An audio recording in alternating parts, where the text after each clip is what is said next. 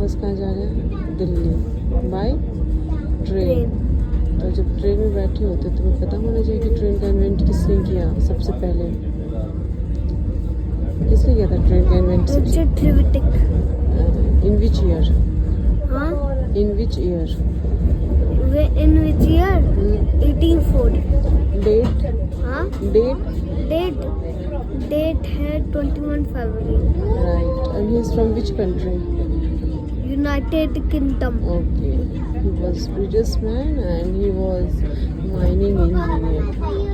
और इंडिया में सबसे पहले किसने इंट्रोड्यूस किया था? Lord Dalhousie. कौन से ईयर में? Which year? 1853. Date? 16 April. Okay. कहाँ से कहाँ?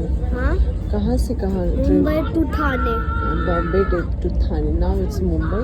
उस टाइम पे बॉम्बे था. Bombay to Thane. Very nice. Good.